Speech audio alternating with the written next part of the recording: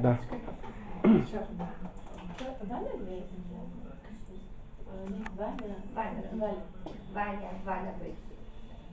Значи като цяло идеята за екоселището, за създаването и въобще за реализацията дойде не случайно, но спомогнаха двата модула, които завършихме първо и второ ниво мениджмънт в рекреацията и в рекреологията. Защото всички тези познания, може всеки един от нас да ги знае, но когато не се завърши и нямаш пряко наблюдение и учение по тези въпроси, техники и терминологии, няма как да ги пресъздадеш и да създадеш условия за създаването на един такъв обект, какъвто е наш. Екоселище го нарекахме, защото се придържаме към здравословния начин на живот, към здравословното хранене. Всичко тук е заградено от чистота, от природни въздействия и поради тази причина е екоселище. Юртите, които ще видим в последствие, те станаха допълнителен приоритет за изграждането на самото селище, и което е наша запазена марка, първите в България.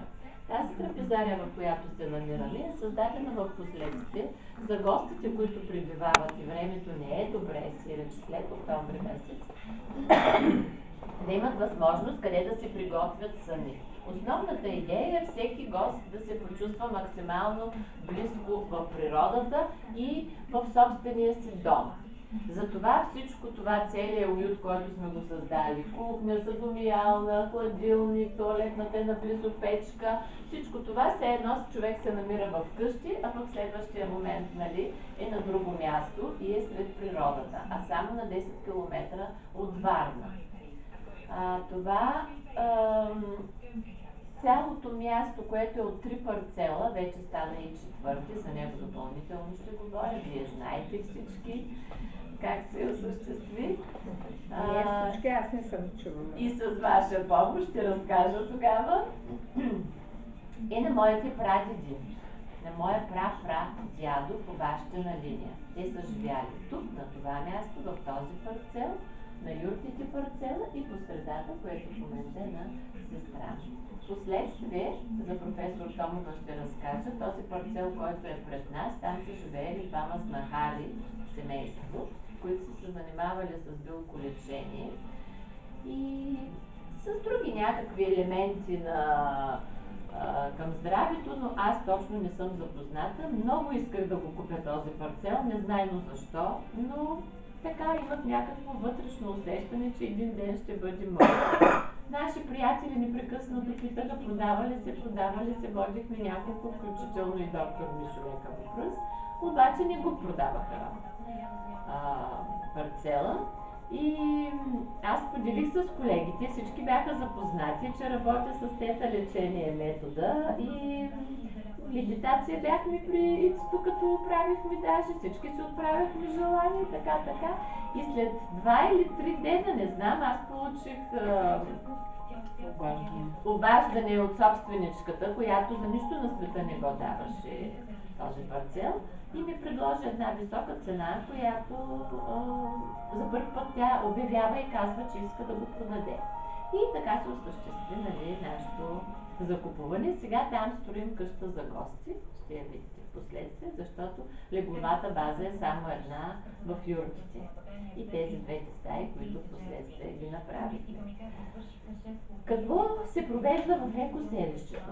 Провеждат се много специални събития, които допреди да се занимавам с тази дейност, даже не ми е минавало през ума, че един ден аз ще се занимавам точно с това.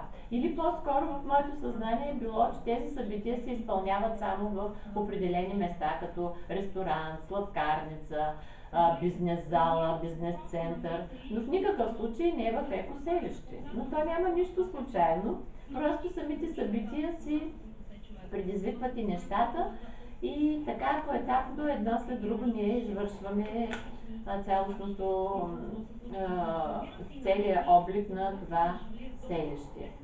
Когато направихме само двете юрти, за първи път се проведе едно мащабно събитие като улав с доктор Ицо и с Елито. След това започна семейни констелации. Идеята беше да се провеждат само медитации и семинари, но клиентопотока показа друго нещо, че могат да се правят рождени дни на малки деца, кръщенета. Всичко това го изискаха самите хора, като видяха обстановката и атмосферата, която предразполага точно за такива събития. Значи фирмени партита все по-вече започват да приемат гласност като много, и не бих казала, че само големи компании и по-малките практикуват вече да извеждат колективите на зелено, както се изразяват те. Значи хем сред природата, хем сами да се подготвят обяд или вечера за каквото са като дошли. тимбилдинг, да могат да да разчитат едни на други. Абсолютно. И така се опознават. Много често ми прави впечатление, че канят целите семейства, а не само служителите в фирмата. Защото по този начин те казват, при нас става едно единение и ние искаме да приобщим тяхните семейства, на съпричастност, за да могат на голямото семейство на фирмата и откъдето идват средствата и постъпленията във всяко едно семейство, да приобщят пък те децата и половинките си. Да не казвам, че идвате с домашни любимци, роднини и така при по-големите компании, които са отворени врати. MyMarket направиха над 100 човека. Хепи също така направиха едно такова събиране над 100 човека с тук, не в трапезарията, отзад. Значи те са дневни събития ги водя аз. Около 9:30-10 до към 16-18, в зависимост каква е оговорката на смисъл, нали все пак като с 100 души, все пак трябва да седнат някъде. Всички сядат. Имаме 150 седящи места вече от тази година с закрити части, не специални навеси, вие ще ги видяте, някои други не са ги виждали и ще ги видите. Така на всички тези специални събития, предлагане на годежен пръстен, рожден ден с предлагане на сватба, сватба имахме също. Всички тези наистина са много специални събития, не само думата ден, специално, 40 дена на беби, което е направило 40 дни и са четяли някакви молитви. Аз го чух за първи. То може и за прохождане да направите. Явно са актуални според желанието, християнски празници, които ги празнуват тук при нас. От 2 години също така работим с зелени училища. Зелените училища имат за цел да отведат децата на екологично чисто място, да поиграят, да потичат на воля. В същия момент някои имат и такива изисквания, да се приготвят децата на барбекю или на жар нещо. Пиратски партита правят също така. Индиански партита. Кой както ще го нарече, това е вече според тяхните възпитатели. Те също идват сутринта в 9 часа и се отиват в 4 часа. Рожден ден също имаше в зелените училища. Най-различни игри като ориентиране. Отделно ние сме подготвили за нашите гости, защото предлагаме едни пакети нощувка с биозакуска, разходка с бъги, вече имаме 2 бъгите, едно отиве, и разходка с кон. Точно тези кончета ги викаме заради децата, защото много се радват и пасват на нашата атмосфера. Като поните ли са за децата? Моля? Поните ли са или не? Идват и поните, идват и колета. Понякога те идват по 50-60 деца, викаме около 4-5 кони наведнъж, за да могат по една обиколка да направи всяко едно дете. Така това стана втора моя професия, което аз не знаех дали ще се справя, пак казвам, съзнанията, които съм придобила от тези квалификации, съм изключително доволна, защото ми помогнаха. Едни от тях за моето развитие, един път беше моя първи учител, доктор Кифайов, лека му пръст, второ, в нашата система на обучение също се предложи и за приложи вендозолечението или вакуум терапията, така наречена. Сега ще ви я покажа. Много от нас я знаят, защото тя датира още от нашите прадеди, а се води Има теория, че се води вендузолечението и поставянето на вендузи от преди 5000 години. Като първоначално родината е Китай. Има и такива теории, че и в Индия също са поставили, от първите вендузи са били от едър добитък от рогата. След това от бамбук. Не знам дали знаете, в последствие вече са керамичните съдчета, които са се използвали за вендузи. След това стъклото и вече в наши дни имаме силиконови, имаме пластмасови китайски с помпа, вакуум, които аз лично съм купила такива. Аз работя с стъклени, но съм купила за моята половинка да ми слага, когато имам нужда с вакуум помпа, защото са по-лесни. Има различни теории за самото въздействие на вендузите и вакуум терапията. Разбира се, тя винаги се използва като допълнение към едно лечение. Дали ще е с медикаменти, дали ще е насочено от лекар, макар че нашите баби и дядовци никой не ги е учил, те просто от само себе си, самия бит го е наложил използването на вендузите. И точно моите половината вендузи са от моята прабаба. Пазя си ги като очите, макар че въпреки така много щупи, в последствие си взех, има други, но са малко по-дебелички и по-трудно се използват. Та за какво се използват вендузите?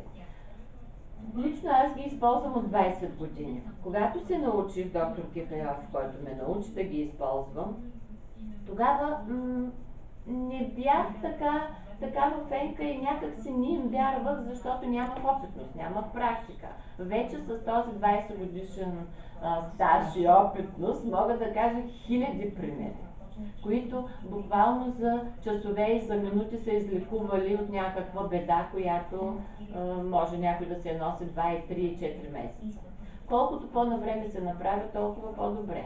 Много хора казват, нали, самото засмукване, има поне 10-15 обяснения какво е въздействието на вендузата. Това е кръвообращението, което настъпва вследствие засмукването. Нали, по този вакуум или по тази чашка, на времето са казвали, че точно на рефлекторните зони ги поставят.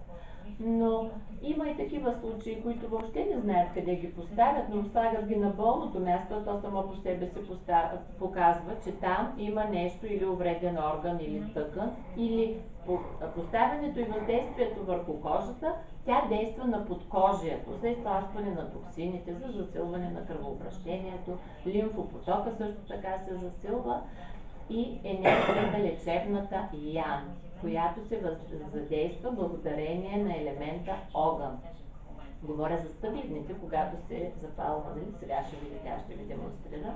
Аз лично работя по този начин и вакуумен масаж, и когато вече се поставят на място върху гръбначния стълб. Противопоказанията около гръбначния стълб. Противопоказания има много малко. Значи при бременни, разбира се, в тази зона не бива да се слага, от гърдите надолу, но на гърба не пречи да се сложи. Лично аз също съм поставила на бременна жена при болки в шията и между плешките голешки. При разширени вени не се поставят, абсолютно са забранени. При рани, и това е съвсем нормално, нали? Няма как да се предизвика друга рана. При псориазис също не е желателно поставянето. Туморни образования или онкологични заболявания, ако има такива и пациента се знае за тях или клиента. При счупване също не се слага, няма как, трябва да зарасне зоната и около нея, примерно ако е тазобедрена става ръка, около нея от обездвижването, когато има застой на лимфата на кръвта, тогава вече в последствие може да се сложи. А с какво се комбинират вендузите? Значи практиката ми показва, че може да се комбинират с иглотерапия, с мокса.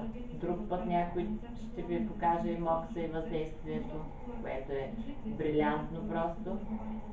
С масаж, това е второто, и с медикаменти, разбира се, аз казах, това е помощно средство, макар че съм се натъкнала на много такива случаи, поне 10 ще ви опомена днес.